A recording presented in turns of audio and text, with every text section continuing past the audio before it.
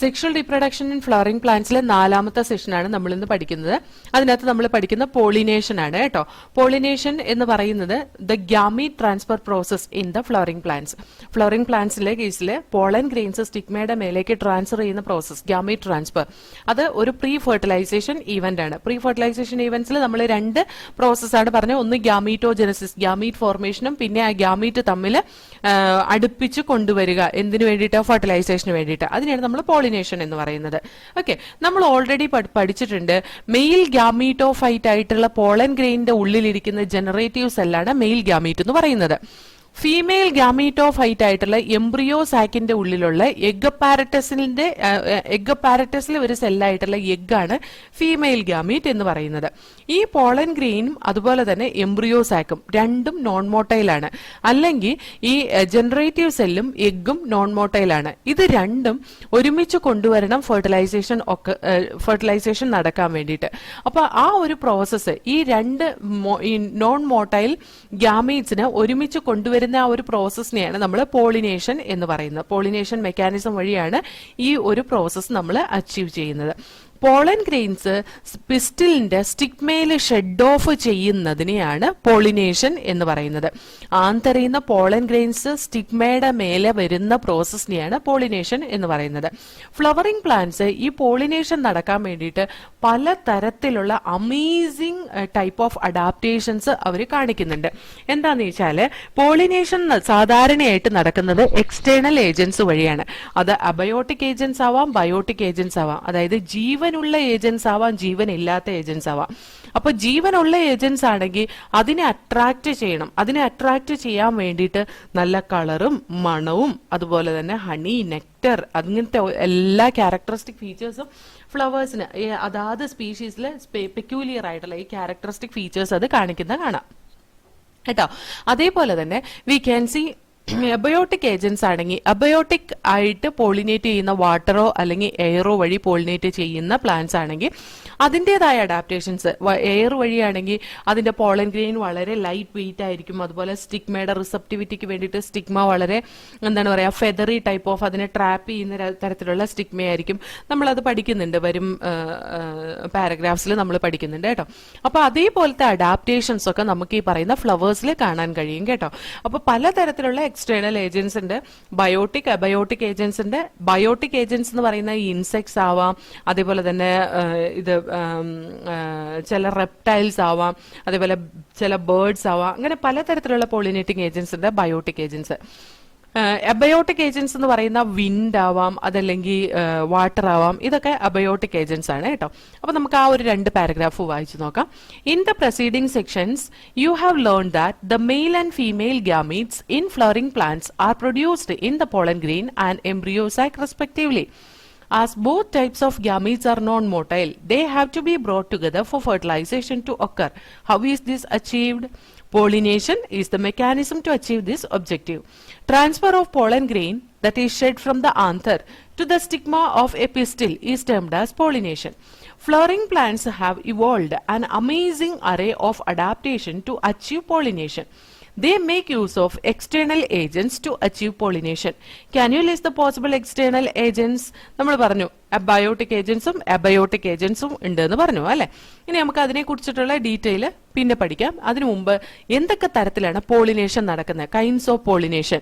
എവിടെ നിന്നാണോ pollen grain ഒരു ഫ്ലവറിന്റെ സ്റ്റിഗ്മയിൽ റിസീവ് ചെയ്യുന്നത് അതനുസരിച്ച് നമുക്ക് പോളിനേഷനെ 3 ആയിട്ട് ഡിവൈഡ് ചെയ്യാം.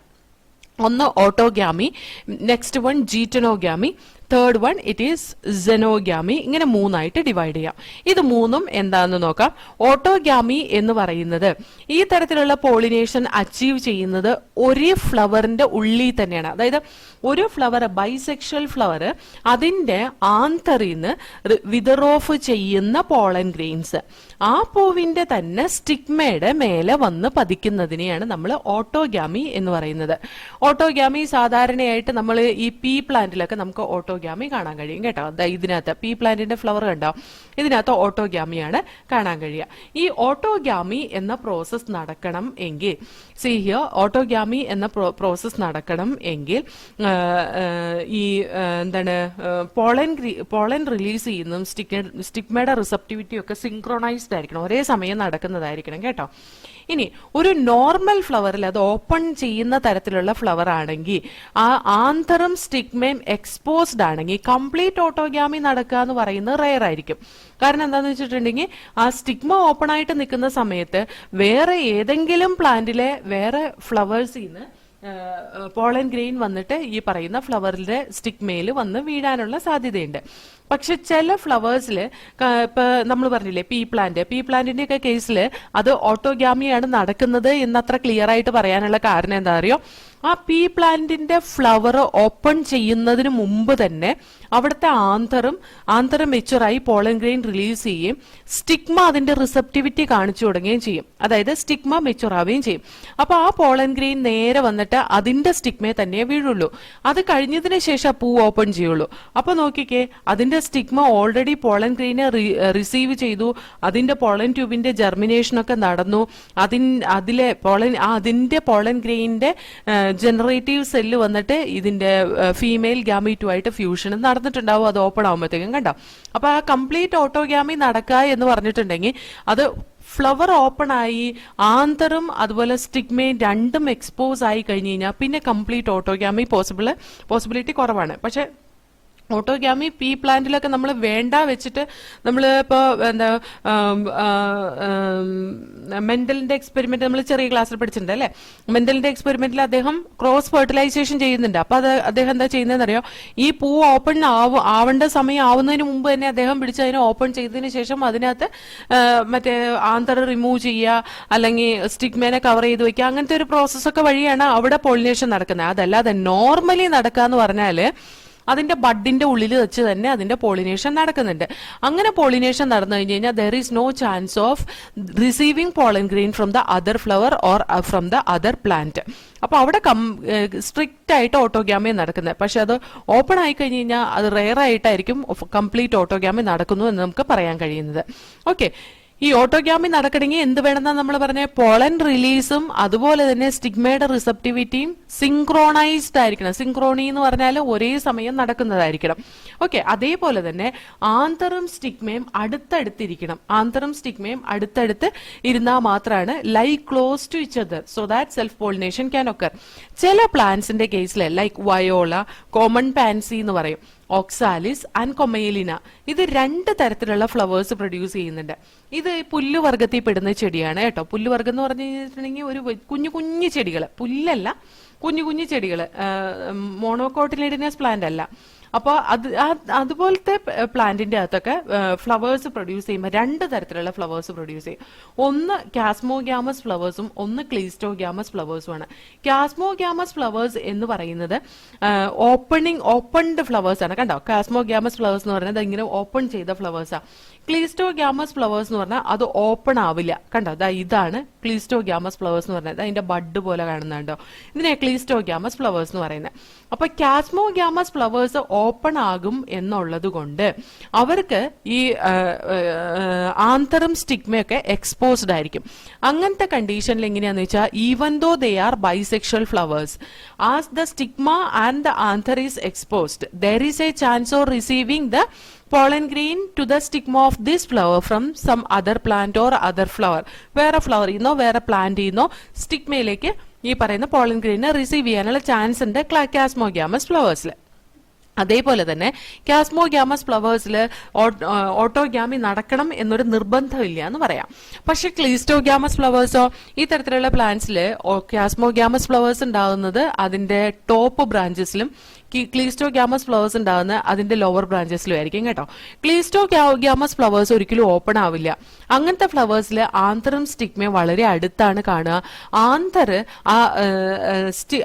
ആന്തർ ഫ്ലവർ ബഡിന്റെ ഉള്ളിൽ വെച്ച് തന്നെ പോളൻ ഗ്രെയിൻസിനെ റിലീസ് ചെയ്യുകയും ആ പോളൻ ഗ്രെയിൻസ് പുറത്തെങ്ങും പോകാതെ അതിന്റെ സ്റ്റിഗ്മയിലേക്ക് വീഴുകയും അവിടെ പോളിനേഷൻ നടക്കുകയും ചെയ്യും. അപ്പൊ നോക്കിയാൽ ക്ലീസ്റ്റോഗ്യാമസ് ഫ്ലവേഴ്സിൽ ഉറപ്പായിട്ടും പോളിനേഷൻ നടക്കുകയും ചെയ്യും. ആ pollination pollination autogamous type of pollination ആയിരിക്കും കേട്ടോ. അപ്പൊ ക്ലിസ്റ്റോഗ്യാമസ് ഫ്ലവേഴ്സ് എന്ന് പറയുന്നത് ഇൻവേരിയബിളി ഓട്ടോഗ്യാമസ് ആണ്. ക്ലിസ്റ്റോഗ്യാമസ് തുറക്കാത്ത ഫ്ലവേഴ്സ് എന്തായാലും ഓട്ടോഗ്യാമസ് ടൈപ്പ് ഓഫ് പോളിനേഷൻ ആയിരിക്കും നടക്കുക. Because there is no chance of cross pollen landing on the stigma. കാരണം എന്താ, ആ പൂവേ തുറക്കുന്നില്ല, പിന്നെ ഇങ്ങനെയാ പോളൻ ഗ്രെയിനകത്ത് വരിക. ഇനി ക്ലിസ്റ്റോഗ്യാമസ് ഫ്ലവേഴ്സ് ആണെങ്കിൽ സീഡ് സെറ്റ് അഷ്വേർഡ് ആയിരിക്കും. അതായത് പോളിനേഷൻ നടക്കാത്തതുകൊണ്ട് സീഡ് സെറ്റ് ആയില്ല എന്നൊരു കണ്ടീഷൻ വരില്ല.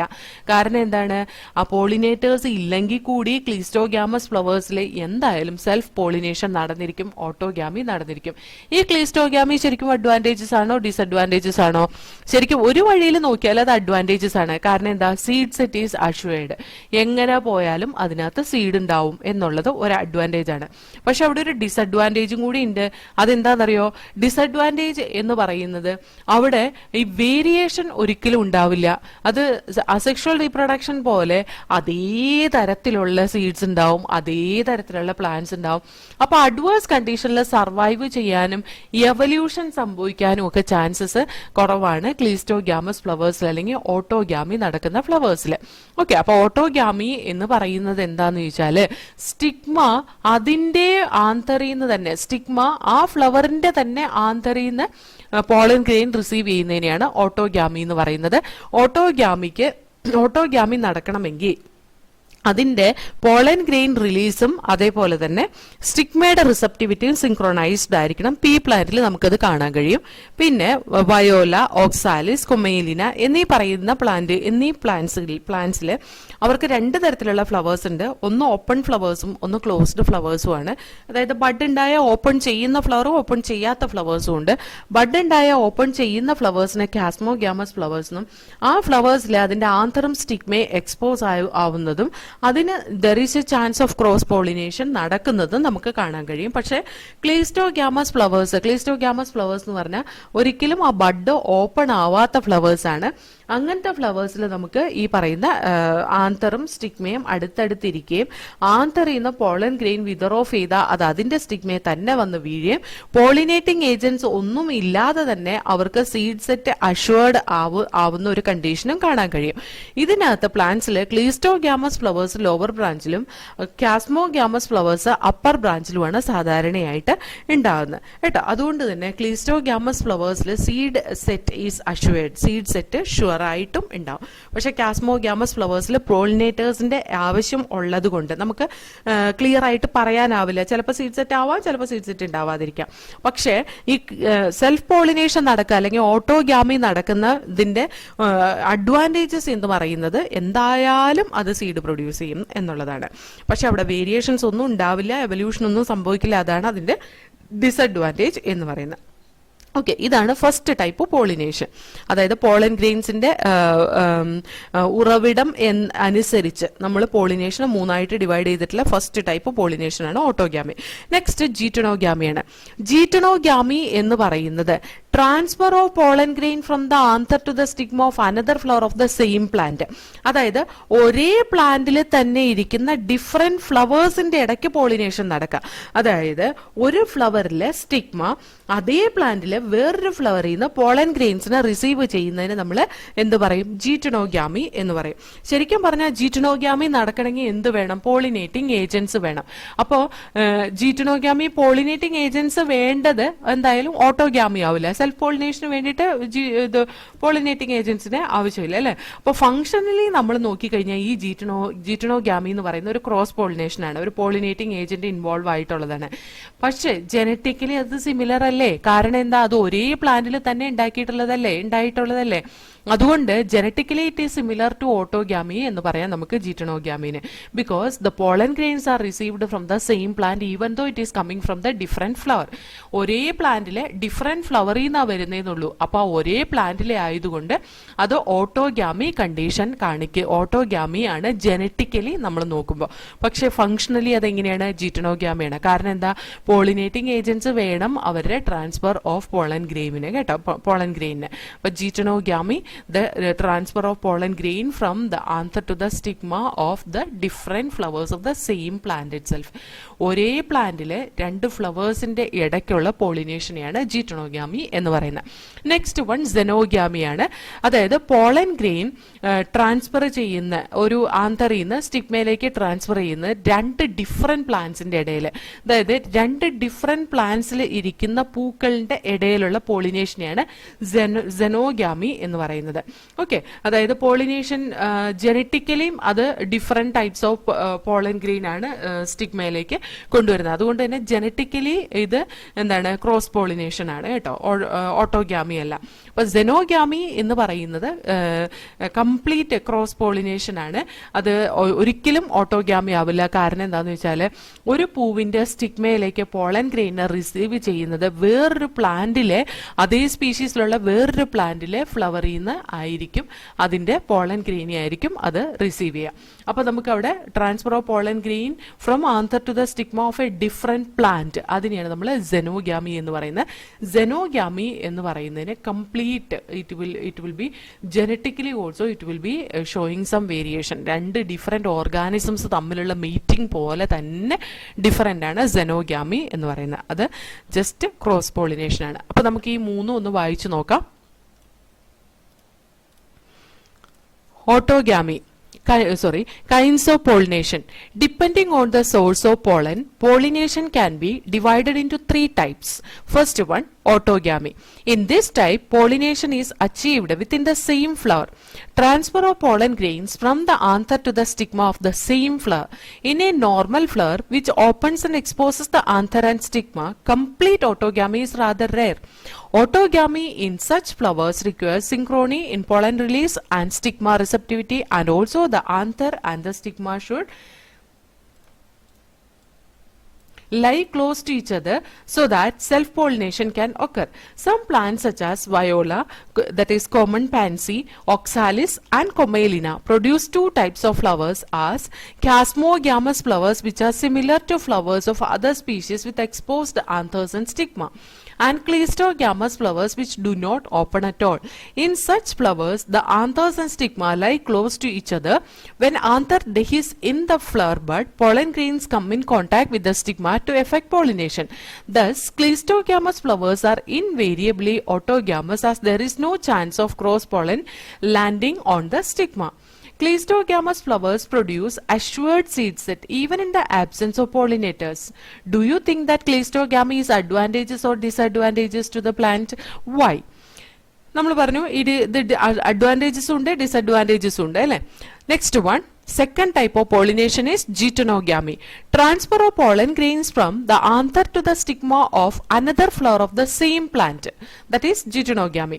Although geitonogamy is functionally cross pollination involving a pollinating agent, genetically it is similar to autogamy since the pollen grains come from the same plant.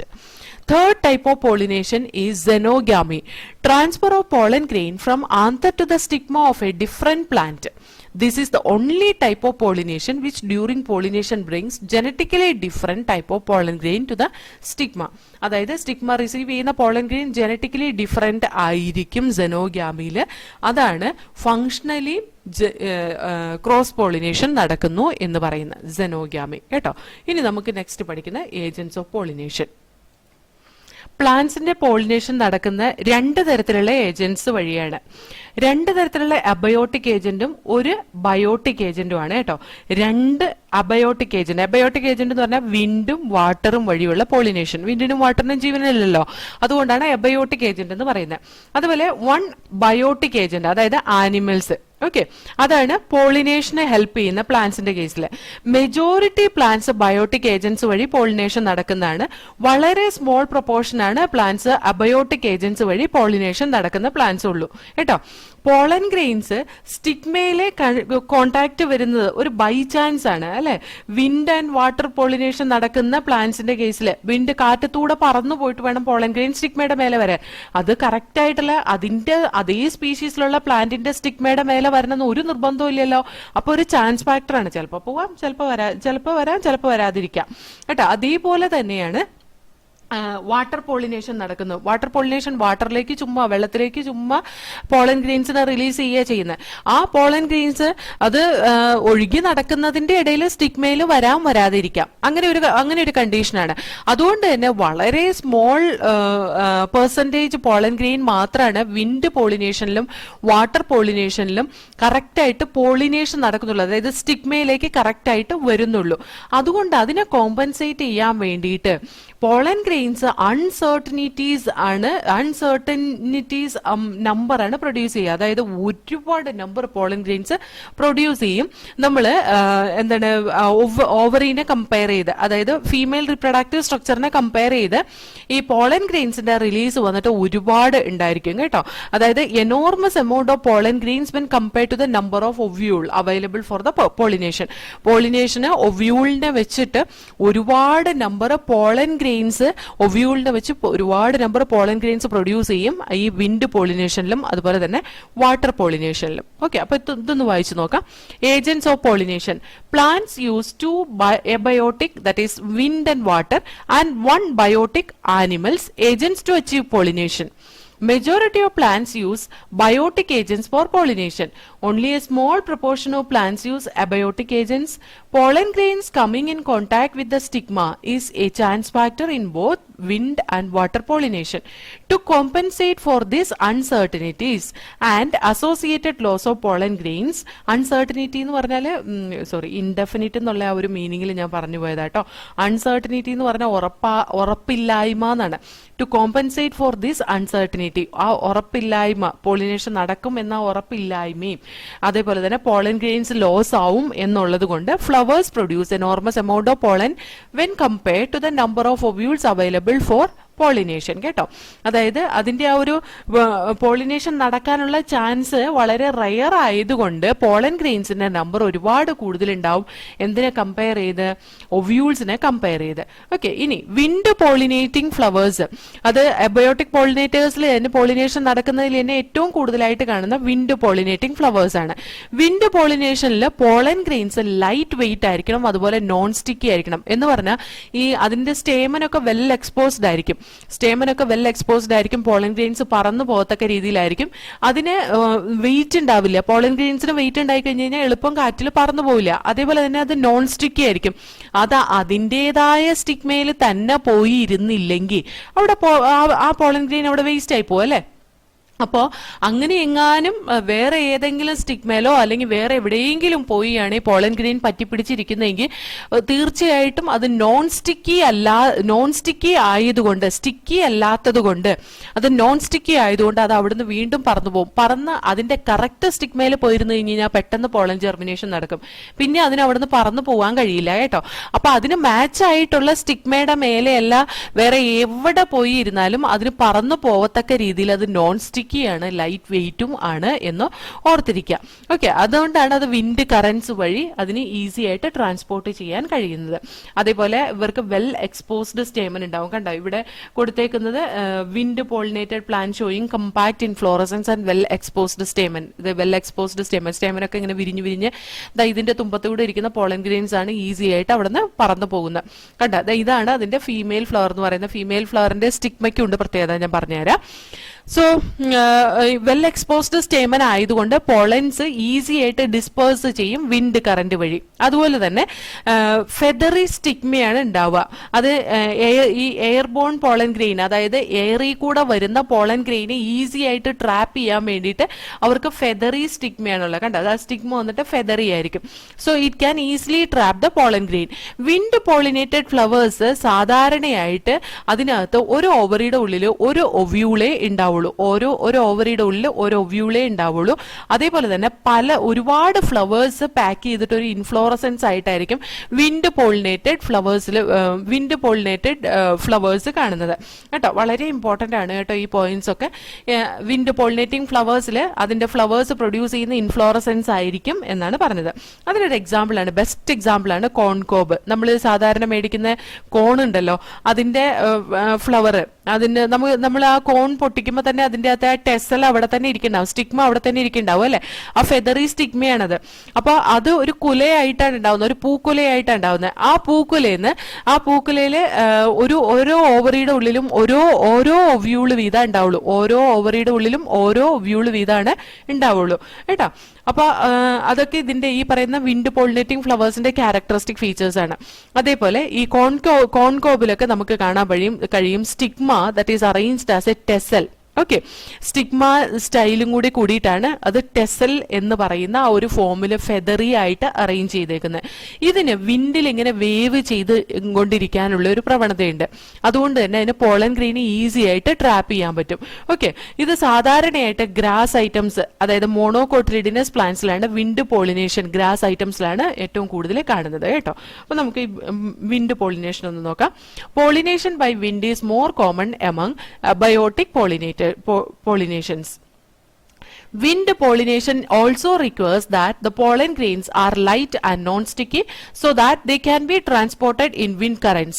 They often possess well-exposed stamens so that the pollen grains are easily dispersed into the wind currents, and large, often feathery stigma to easily trap airborne pollen grain. Wind pollinated flowers often have a single ovule in each ovary and numerous flowers packed into an inflorescence. A familiar example is the corncob. The tassels you see are nothing but the stigma and style which wave in the wind to trap pollen grains. Wind pollination is quite common in grasses. Next, water pollination ആണ്. Pollination by water is quite rare in flowering plants കേട്ടോ. അതായത് abiotic ഏജൻസിൽ തന്നെ air pollination അല്ലെങ്കിൽ wind pollination ആണ് കൂടുതലായിട്ട് നടക്കുന്നത്. വളരെ റെയർ ആയിട്ടാണ് വാട്ടർ പോളിനേഷൻ നടക്കുന്നത്. ഏകദേശം ഒരു 30 ജീനസിലുള്ള മോണോകോട്ടിലിഡിനസ് പ്ലാന്റ്സിലാണ് ഈ പറയുന്ന വാട്ടർ പോളിനേഷൻ നടക്കുന്നത്. ഓക്കെ, വാട്ടർ എന്ന് പറയുന്ന ഒരു നമ്മൾ സാധാരണ പറയുന്ന ഈ ലോവർ പ്ലാന്റ്സിൽ, അതായത് താലോഫൈറ്റ്, ബ്രയോഫൈറ്റ്, ടെറിഡോഫൈറ്റ്, ഇതൊക്കെ നോക്കി കഴിഞ്ഞ് കഴിഞ്ഞിട്ടുണ്ടെങ്കിൽ അവിടെ വാട്ടർ പോളിനേഷൻ, അത് വാട്ടർ മീഡിയം ഉണ്ടെങ്കിൽ മാത്രം അവിടെ പോളിനേഷൻ നടക്കുള്ളൂ അല്ലെ. നമ്മൾ പറഞ്ഞിട്ടുണ്ട് water is a regular mode of transport for the male gamete among the lower plants groups such as algae, bryophyte and pteridophyte.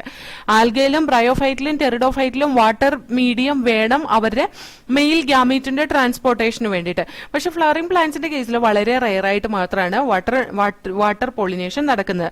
Okay, ചില കേസിൽ ബ്രയോഫൈറ്റിലും ടെറിഡോഫൈറ്റിലും ഒക്കെ അവരുടെ ഡിസ്ട്രിബ്യൂഷൻ തന്നെ ലിമിറ്റഡ് ആയിട്ടുള്ള എന്തുകൊണ്ടാന്ന് വെച്ചിട്ടുണ്ടെങ്കിൽ അവരുടെ വാട്ടർ മീഡിയം വേണം അവരുടെ ട്രാൻസ്പോർട്ട് ഓഫ് മെയിൽ ഗാമീറ്റിന് ഫെർട്ടിലൈസേഷന് വേണ്ടിയിട്ട് വാട്ടർ മീഡിയം വേണം എന്നുള്ളത് കൊണ്ട് തന്നെയാണ് അവരുടെ ഡിസ്ട്രിബ്യൂഷൻ ലിമിറ്റഡ് ആയിട്ട് കാണുന്നത്, ലിമിറ്റഡ് ഏരിയയിൽ മാത്രം കാണുന്നത് എന്ന് വരെ നമ്മൾ പഠിച്ചിട്ടുണ്ട്.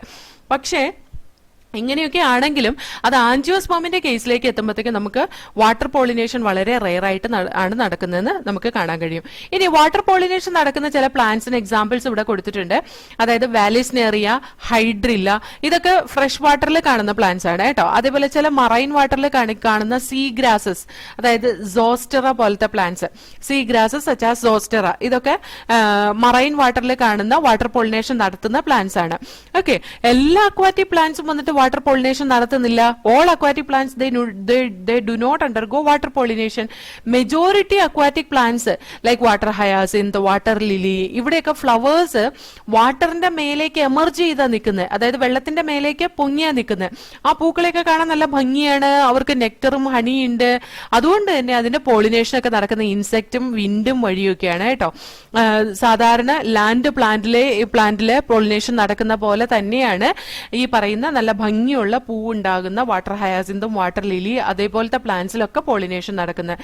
വാലിസ്നേറിയയുടെ കേസിൽ എങ്ങനെയാണ് പോളിനേഷൻ നടക്കുന്നതെന്ന് ചോദിച്ചാൽ, വാലിസ്നേറിയ എന്ന് പറയുന്ന ഒരു ഫ്രഷ് വാട്ടറിൽ കാണുന്ന ഒരു പ്ലാന്റ് ആണ്. വാലിസ്നേറിയയുടെ കേസിൽ പോളിനേഷൻ നടക്കുന്നത് ഫീമെയിൽ ഫ്ലവേഴ്സ് വാട്ടറിന്റെ സർഫസിൽ വരികയും അതുപോലെ മെയിൽ ഫ്ലവേഴ്സ് പോളൻ ഗ്രെയിനെ ക്യാരി ചെയ്ത് അതിനെ വാട്ടറിന്റെ ഉള്ളിൽ റിലീസ് ചെയ്യുകയും വെള്ളത്തിന്റെ മേലേക്ക് പൊന്തി വന്ന് വെള്ളത്തിന്റെ മേലെ ഉള്ള ഫീമെയിൽ ഫ്ലവറുമായിട്ട് അത് ഫീമെയിൽ ഫ്ലവറിന്റെ സ്റ്റിഗ്മയിൽ വന്നിരിക്കുകയും അവിടെ ഫീമെയിൽ ഗ്യാമീറ്റുമായിട്ട് ഫ്യൂസ് ചെയ്യാണ് ചെയ്യുന്നത് കേട്ടോ. അപ്പൊ ഞാൻ അതിന്റെ ആ ഡയഗ്രാം വെച്ചിട്ട് ഞാൻ ഒന്ന് കാണിച്ചു തരാം. നമ്മുടെ ടെക്സ്റ്റ് ബുക്കിൽ കൊടുത്തിട്ടുണ്ട്. ഇതായത് കണ്ടോ, ഇത് വാലിസ്നേറിയയുടെ ഡയഗ്രാം ആണ് കേട്ടോ. ഈ വാലിസ്നേറിയയുടെ ഫീമെയിൽ ഫ്ലവർ ആണിത്. ഈ ഫീമെയിൽ ഫ്ലവർ ശരിക്കും പറഞ്ഞാൽ ഇതാണ് അതിന്റെ പ്ലാന്റ്. കണ്ട, ഈ ഫീമെയിൽ ഫ്ലവർ വരുന്നത് വലിയൊരു സ്റ്റോക്ക് ഇങ്ങനെ നീണ്ടു വന്ന് ഇത് വെള്ളത്തിന്റെ പൊക്കത്തേക്ക്, വെള്ളത്തിന്റെ മേലേക്ക് എമർജ് ചെയ്ത് നിൽക്കും. ശരിക്കും പറഞ്ഞാൽ ഇതിന്റെ തണ്ടാണ്, ഈ പൂവിന്റെ തണ്ടാണ് ഈ കാണുന്നത്. ഈ തണ്ട് വലിയ സ്റ്റോക്ക് ആയതുകൊണ്ട്, ഈ വലിയ സ്റ്റോക്ക് ഇതിനുള്ളത് കൊണ്ട് ഈ സ്റ്റോക്ക് ഇങ്ങനെ എക്സ്റ്റെൻഡ് ചെയ്തിട്ട് പൂ മാത്രം വന്ന് വെള്ളത്തിന്റെ മേലേക്ക് നിൽക്കും.